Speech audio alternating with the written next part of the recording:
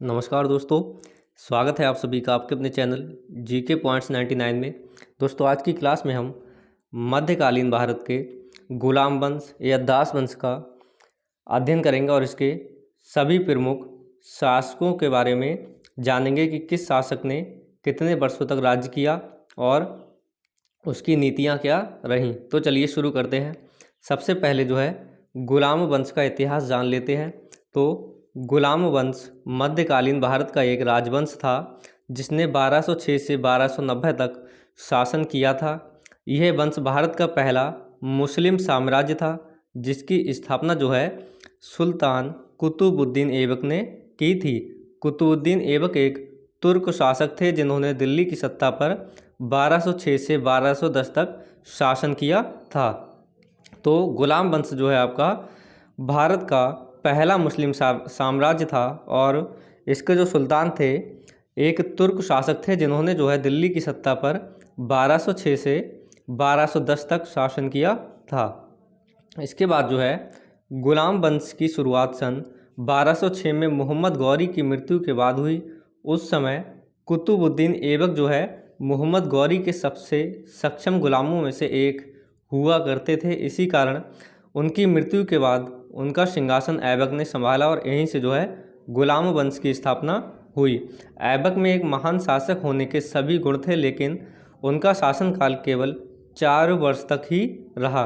1210 में जो है घोड़े से गिरने के कारण उनकी मौत हो गई, लेकिन अपनी मृत्यु से पहले वह अपने वंश की नींव मजबूत कर गए। ऐबक की मृत्यु के बाद जो है उनके पुत्र आराम शाह को सुल्तान बनाया गया और इस तरह जो है 1206 से 1290 ईस्वी के बीच इस वंश में कई शासकों ने भारत पर शासन किया था।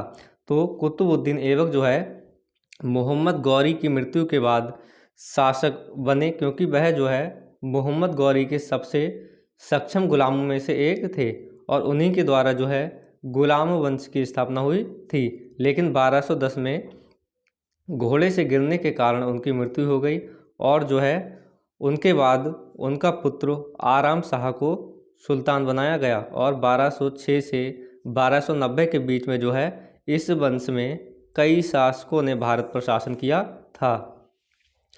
गुलाम वंश का नाम कैसे पड़ा? तो इस वंश का नाम जो है अपने आप में एक इतिहास है। इस वंश के गुलाम वंश इसलिए कहा जाता है क्योंकि इस वंश के ज़्यादातर जो शासक थे गुलाम या दास हुआ करते थे।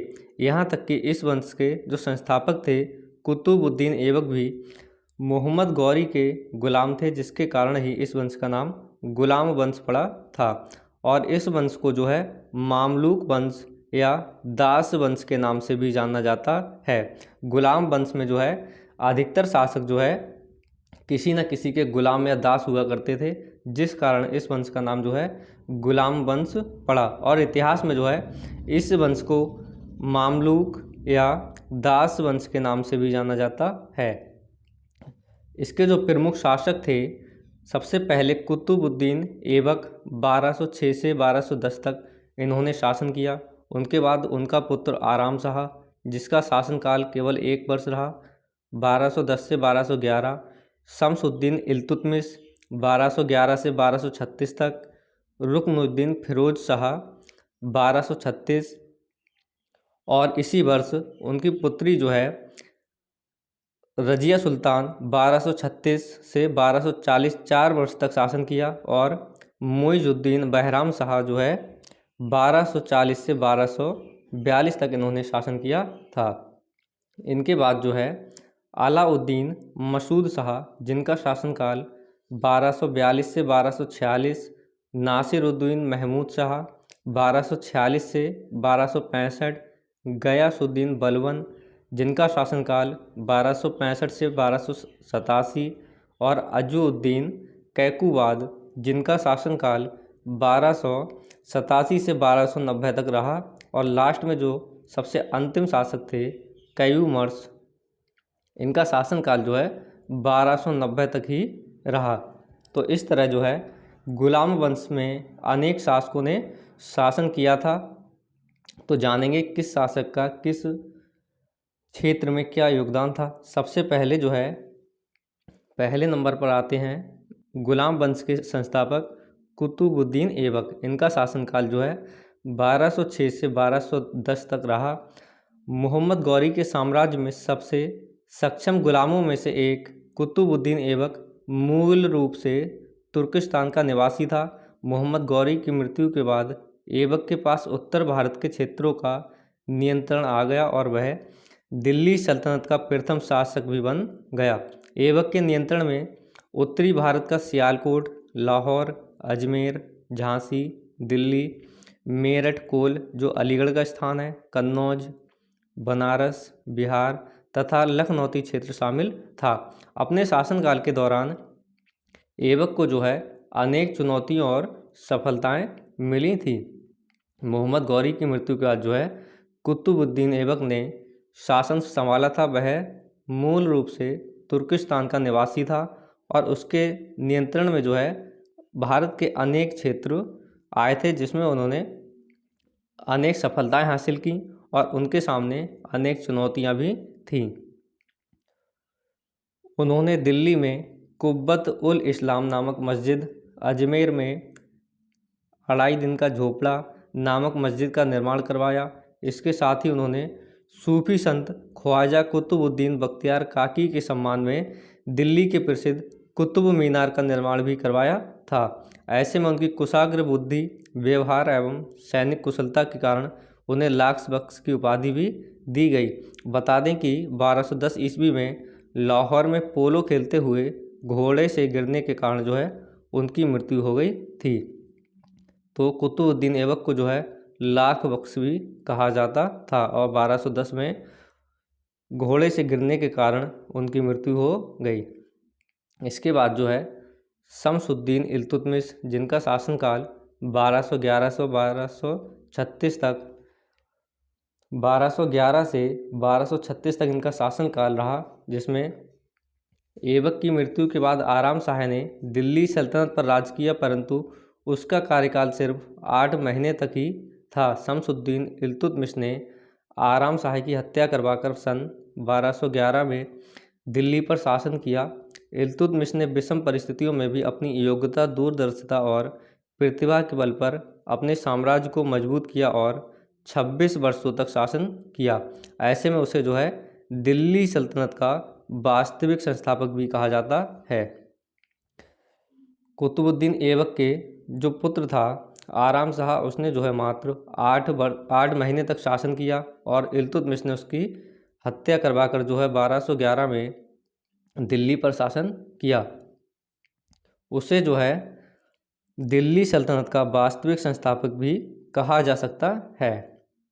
इसके बाद जो है रजिया सुल्तान 1236 से 1240 तक इनका शासन था। शमसुद्दीन इल्तुतमिश के बाद रुकनुद्दीन फिरोज शाह को गद्दी पर बिठाया गया, लेकिन उनके राजभार में विफल देख रजिया सुल्तान को जो है शासक बनाया गया। रजिया सुल्तान इल्तुतमिश की पुत्री थी और दिल्ली सल्तनत की एकमात्र महिला शासिका थी। अपनी बहादुरी के लिए प्रसिद्ध रजिया बेगम का शासनकाल 4 वर्ष तक रहा। अपने शासनकाल के दौरान उन्होंने पर्दा प्रथा त्याग कर पुरुषों की तरह काबा तथा टोपी पहनने का रिवाज शुरू किया। महिला होने के बाद भी उनका नज़रिया सुल्तानों जैसा था, जो उनको बाकी सबसे अलग बनाता था। 13 अक्टूबर 1240 ईस्वी में डाकुओं के एक समूह ने मिलकर जो है रजिया सुल्तान की हत्या कर दी।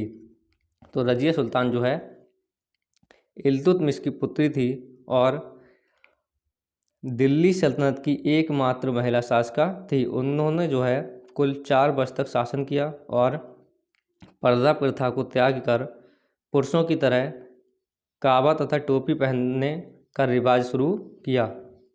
13 अक्टूबर 1240 को डाकुओं के एक समूह ने मिलकर रजिया सुल्तान की हत्या कर दी। इसके बाद जो है गुलाम वंश में अन्य कई शासक आए, जिसमें रजिया बेगम की मौत के बाद इल्तुतमिश वंश के कई अन्य शासकों ने भारत पर शासन किया, लेकिन वह इतने कुशल नहीं थे, इसलिए उनका शासन अधिक समय तक नहीं चल सका। रजिया बेगम के बाद इल्तुतमिश का तीसरा पुत्र बहराम शाह शासक बना। इसके बाद मसूद शाह शासक बना।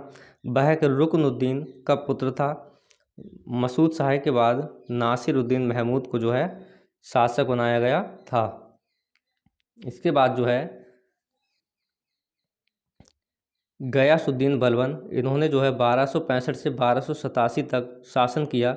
गयासुद्दीन बलबन शमसुद्दीन इल्तुतमिश का गुलाम था। सुल्तान नासिरुद्दीन महमूद की मृत्यु के बाद गयासुद्दीन बलबन को सुल्तान बनाया गया।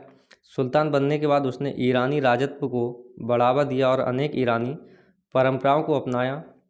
बलबन गुलाम वंश का सर्वाधिक महत्वपूर्ण शासक बन गया था, क्योंकि उसने अपने शासनकाल में सुल्तान के पद की गरिमा को पुनर्जीवित किया, अपनी सेना को शक्तिशाली बनाया और उस समय जो है उन्होंने मंगोलों के आक्रमण से अपने साम्राज्य की रक्षा की। लेकिन मंगोलों को रोकने के प्रयास में 1287 ईस्वी में जो है उनकी मृत्यु हो गई थी। तो बलबन जो है एक प्रतिभाशाली शासक था, जिन्होंने मंगोलों के आक्रमण से अपने साम्राज्य की रक्षा की थी और मंगोलों को रोकने के प्रयास में 1287 ईस्वी में उनकी मृत्यु हो गई थी। इसके बाद जो है उनकी मृत्यु के बाद कैकुबाद को सुल्तान नियुक्त किया। कैकुबाद ने 1287 से 1290 ईस्वी तक शासन किया और इसके बाद शमसुद्दीन क्यूमर्स ने कुछ समय तक शासन किया, जो इस राजवंश का अंतिम शासक था। शमसुद्दीन क्यूमर्स के बारे में इतिहास में जो है अधिक विवरण नहीं प्राप्त होता है। और जो गुलाम वंश का अंत था, गुलाम वंश जो है दिल्ली सल्तनत काल में शासन करने वाला पहला वंश था, जिसने 84 वर्षों तक दिल्ली की सत्ता पर शासन किया। इस वंश के पहले शासक कुतुबुद्दीन ऐबक थे, जिसके बाद कई उत्तराधिकारी आए और इस वंश का विस्तार किया।